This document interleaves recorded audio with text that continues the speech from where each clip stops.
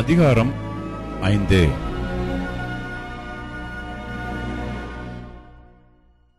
என் சகோதரியே, என் மணவாளியே, நான் என் தோட்டத்தில் வந்தேன்.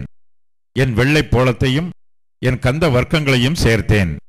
என் தேன் கூட்டை என் தேனோடு புசித்தேன். என் திராட்சை ரசத்தை என் பாலோடும் குடித்தேன். சிநேகிதரே, புசியுங்கள். பிரியமானவர்களே, குடியுங்கள். பூர்த்தியாய் குடியுங்கள். நான் நித்திரை பண்ணினேன், என் இதயமோ விழித்திருந்தது. கதவை தட்டுகிற என் நேசரின் சத்தத்தை கேட்டேன். என் சகோதரியே, என் பிரியமே, என் புறாவே, என் உத்தமியே, கதவை திற. என் தலை பனியினாலும் என் தலைமயர் இரவில் பெய்யும் தூறலினாலும் நனைந்திருக்கிறது என்றார். என் வஸ்திரத்தை கழற்றி போட்டேன். நான் எப்படி அதை திரும்பவும் உடுப்பேன்? என் பாதங்களை கழுவினேன். நான் எப்படி அவைகளை திரும்பவும் அழுக்காக்குவேன் என்றேன். என் நேசர் தமது கையை கதவு துவாரத்தின் வழியாய் நீட்டினார். அப்பொழுது என் உள்ளம் அவர் நிமித்தம் பொங்கினது. என் நேசருக்கு கதவை திறக்க நான் எழுந்தேன்.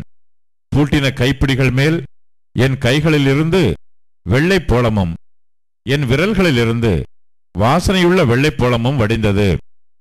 என் நேசருக்கு கதவை திறந்தேன். என் நேசரோ இல்லை, போய்விட்டார். அவர் சொன்ன வார்த்தையால் என் ஆத்துமா சோர்ந்து போயிற்று. அவரை தேடினேன், அவரை காணவில்லை. அவரை கூப்பிட்டேன், அவர் எனக்கு மறு உத்தரவு கொடுக்கவில்லை. நகரத்தில் திரிகிற காவலாளர் என்னை கண்டு என்னை அடித்து என்னை காயப்படுத்தினார்கள். அலங்கத்தின் காவற்காரர் என்மேல் இருந்த என் போர்வையை எடுத்துக்கொண்டார்கள்.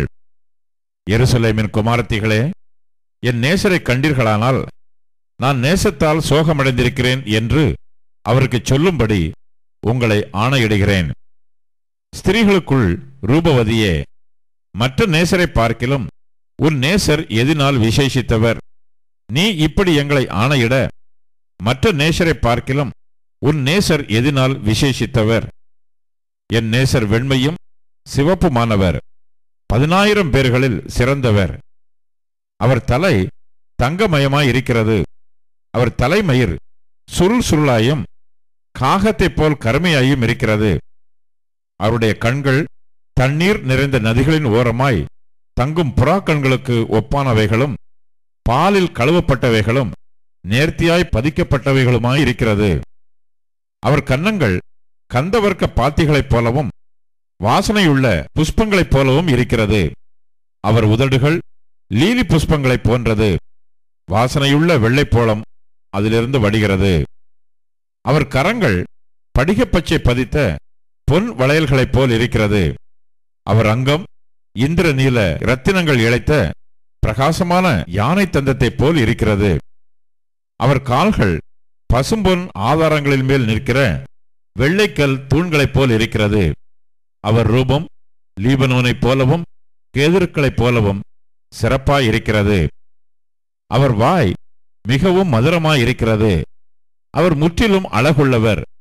இவரே என் நேசர். எருசலேமின் குமாரத்திகளே, இவரே என் சிநேகிதர்.